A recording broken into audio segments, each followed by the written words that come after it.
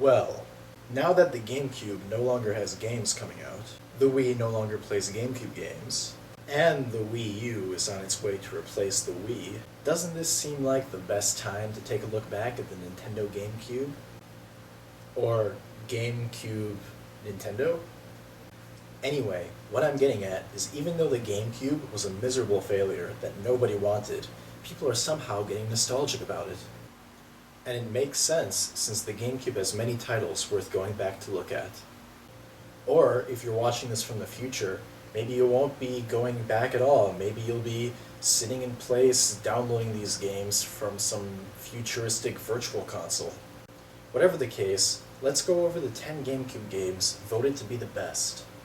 I'll be quoting some of the voters throughout, so just look at the bottom to see who says what. Anyway, these are the top 10 GameCube games.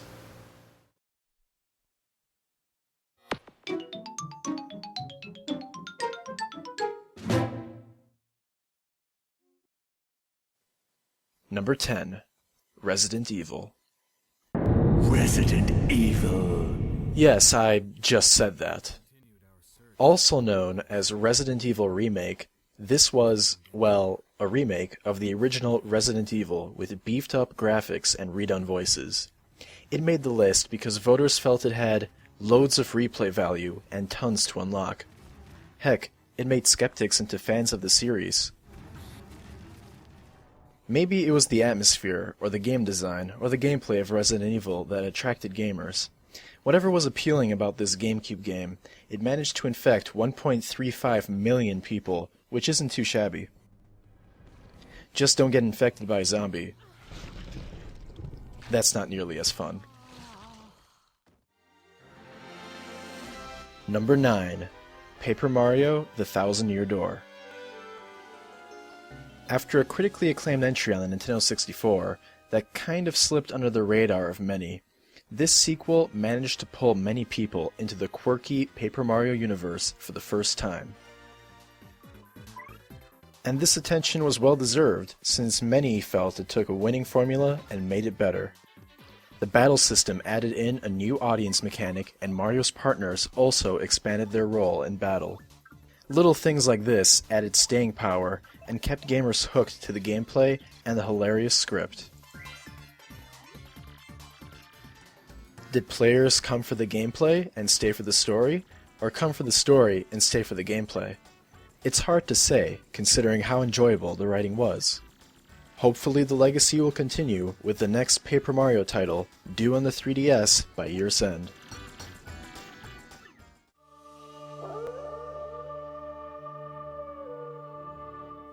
Number 8. The Legend of Zelda: Twilight Princess. What marked a new beginning on the Wii acted as a swan song for the GameCube. Originally intended only for the GameCube, it was ported and actually released first for the Wii in order to add motion controls and push sales. Regardless of how people experienced it, they did seem to enjoy it. It acted as a very lush, large-scale experience after the more limited Nintendo 64 games and the perhaps too cartoony Wind Waker.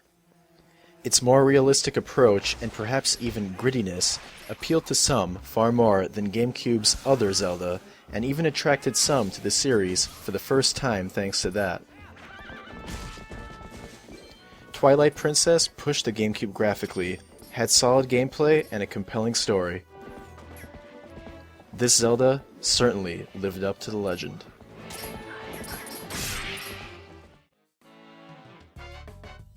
Number 7. Mario Kart Double Dash. The king of kart games proved its worth yet again in the GameCube generation. While perhaps the black sheep of the franchise, it was a success commercially and critically. Voters had a great time with their spouses and children, and trash-talking. Hopefully not at the same time. For some, this game perfected the Mario Kart formula.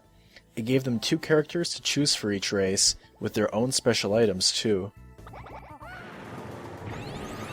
I personally felt this game really got the handling just right, as well as the AI difficulty. The items were also powerful, but not to the point that bad luck could cost a whole race. The characters were also varied, and the tracks were more lively than ever. Compare something like Calamari Desert for Mario Kart 64 to DK Mountain in Double Dash. Yeah, quite the change.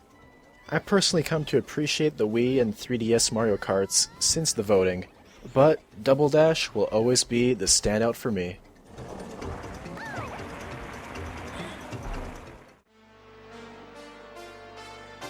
Number 6. Super Mario Sunshine. The only traditional Mario for the GameCube had a lot to live up to after the revolutionary Super Mario 64, but it made this list, so it must be fondly remembered at least a bit. This game defined the GameCube to some voters, to the point where it was even their favorite 3D Mario. The main water spraying mechanic might have split some Mario fans, but seemed appreciated by most. And it wasn't as if FLUDD could take away the fact that this was a Mario title through and through. With 120 Shine Sprites to collect, and so many hidden goodies only accessible through skilled platforming action, this is hard to deny. At the very least, you gotta love the beauty of the game. The realistic water physics, heat effects, sand particles, paint textures, and all that just added up to a visual masterpiece. Don't try to paint that in a bad light. You just can't.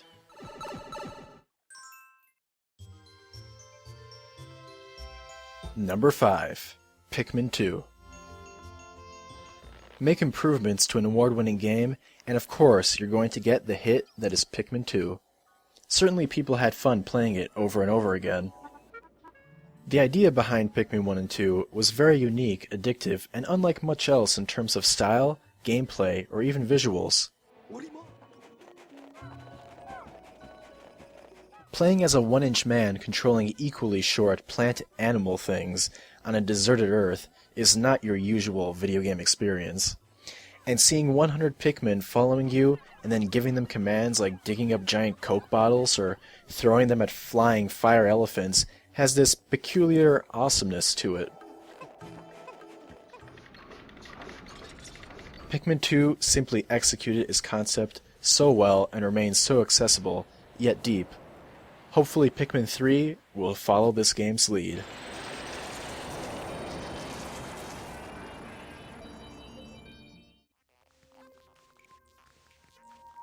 Number 4.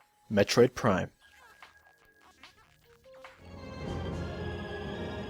Serving as a radical new take on the Metroid formula, gamers were skeptical of the series moving to a first-person perspective. Until they played it, that is. Metroid Prime released to universal acclaim and became one of the best-selling GameCube titles for good reason. Fans felt it was one of the most immersive and atmospheric games they had ever played. This was probably helped by the detailed level design, such as in Talon Overworld. Everywhere you looked in the game, it seemed like there was something genuinely adding to the atmosphere, even if it was just in the form of a scan you can make to get textual information on the game's world. Metroid Prime is now considered a modern classic for being not only a successful transition to 3D, but managing to recapture the feel of the 2D originals. With Metroid Other M a disappointment for most, gamers are still waiting for their next Prime-worthy experience. Hopefully the wait won't be long. Number 3. Fire Emblem Path of Radiance. While Japan had seen their fair share of Fire Emblem on home consoles, this was the first time Westerners got a taste themselves. And it's a good thing it came over too, since the GameCube was considered by most to be starving for role-playing games.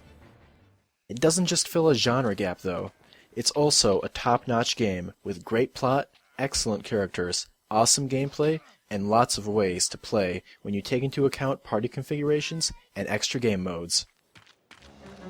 Elements like its support system added a great amount of depth to the game, not to mention a lot of replayability. Some people even play through the game 3 or 4 times before they had enough of it. This addictive nature was thanks in part to the tight gameplay mechanics and the well-balanced roster of characters. For those who enjoyed this game, make sure to check out Fire Emblem Radiant Dawn for Wii afterwards.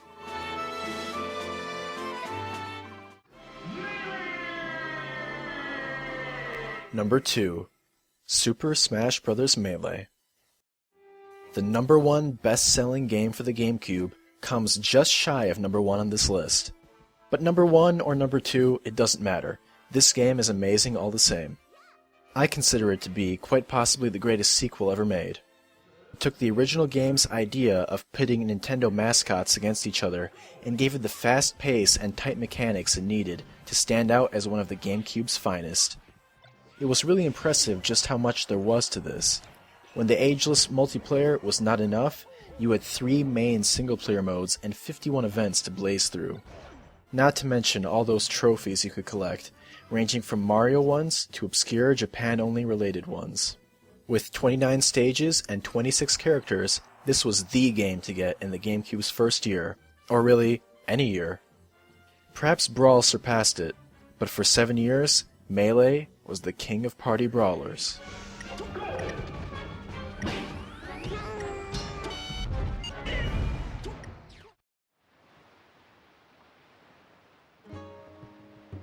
And finally, at #1, The Legend of Zelda, The Wind Waker. Despite all the scoffing and the skepticism of the art style, here is Wind Waker at #1 of all places. If you want an experience that takes and updates the pure essence of exploration from the original NES Zelda, this just might be your game. You are given this big map with nothing more than a few major islands on it, and it was up to you to complete this map. You really did feel like you were discovering islands and treasures just like the explorers of old. Really, just 5 minutes of the lush islands and huge open seascape would be enough to convince almost anyone that the cell shading was a brilliant move by the Zelda team. But this game wasn't all just beauty and exploration. It was the feelings this game was capable of evoking. Sometimes it was the feeling of freedom traveling the sea, or the feeling of awe when a new island would fade in on the horizon, or sometimes the feeling of tension when storms, sharks, whirlwinds, and rain lashed out against you. Perhaps a feeling people often forget is the dark feel that wonderfully contrasts with the visual style. From the opening credits that told of the demise of Hyrule, this feeling is developed even more as the game develops, but I won't spoil what happens for those who have yet to play it themselves. Perhaps the game could be called lacking in dungeons or stretched for length with fetch quests, but honestly, I believe the positives far outweigh the negatives. Don't pass up on this game if you have the slightest interest. You won't be disappointed.